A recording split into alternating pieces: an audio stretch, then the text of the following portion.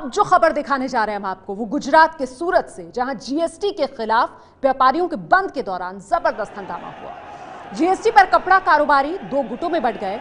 एक गुट कारोबार बंद कर जीएसटी का विरोध कर रहा है और दूसरे गुट के व्यापारी दुकानें खोलना चाहते हैं। यही दोनों गुट जो एक दूसरे के साथ भिड़ गए और हालात ऐसे बेकाबू हुए कि नियंत्रण पाने के लिए पुलिस को लाठीचार्ज का सहारा लेना पड़ा।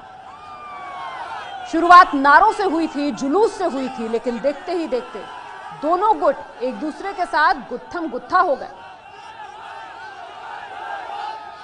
सूरत के कपड़ा कारोबारी पारंपरिक रूप से बीजेपी के समर्थक हैं। जीएसटी के विरोध में शुरुआत के दिनों में सभी कारोबारी एकजुट थे, लेकिन जीएसटी लागू होने के बाद विरोध कर रहे कारोबारियों में फूट पड़ गई है।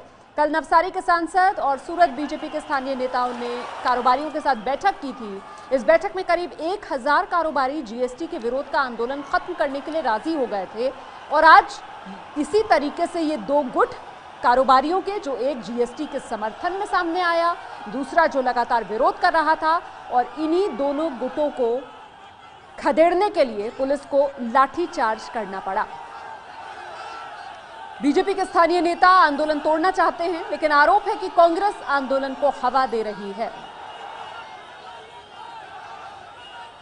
हमारे सूरत के अंदर जितने भी कारोबारी है सब कब पढ़े लिखे हैं, तो हमारी सरकार से एक ही बात है कि आप जीएसटी लगाओ। हम कर के विरोध में नहीं है, लेकिन एक स्टेज पे लगाओ, आप अभियान पे लगा दो। पूरा व्यापारी वर्ग कर देने को तैयार है। नंबर 2, जब हमारे सूरत के अंदर 185 टेक्सटाइल मार्केट है, उनमें से 135 टेक्सटाइल मार्केटों के जो प्रेसिडेंट थे, उन्होंने सबने मिलके शनिवार के दिन निर्णय लिया कि भाई जब तक जीएसटी नहीं हटेगी, हमारी मांगे नहीं मानेगी, तो हमारे फेडरेशन के माध्यम से अनिश्चितकालीन बंद का ऐलान किया।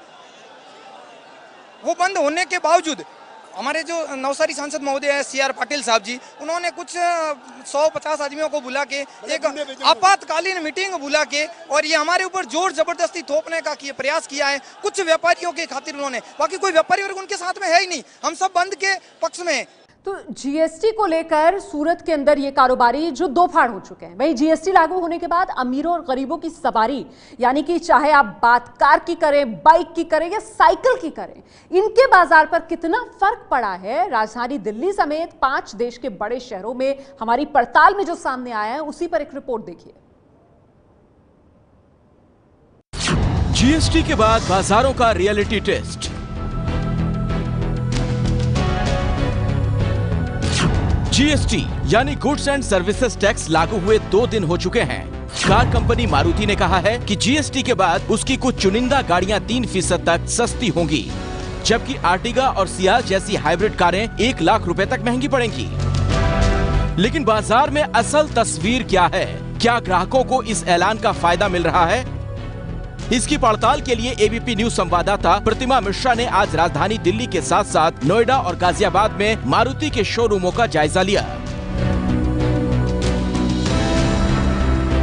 आगे बढ़ने से पहले आपको बता दें कि कारों पर पहले करीब 31.5% टैक्स बनता था। जीएसटी लागू होने के बाद टैक्स की दर करीब 29% बन रही है। 1 जुलाई को जीएसटी लागू हो जाने के बाद मारुति सुजुकी के जितने शोरूम हैं, वहां पर पहुंचने वाले कस्टमर्स को कोई अटेंड करने वाला नहीं पहुंचा। तो ऐसे में हम पड़ताल के लिए पहुंचे ये जानने के लिए कि आखिरकार समस्या कहां आ रही है। तो हमें ये जानकारी मिली कि मारुति सुजुकी के पास वो नए रेट्स आए ही नहीं।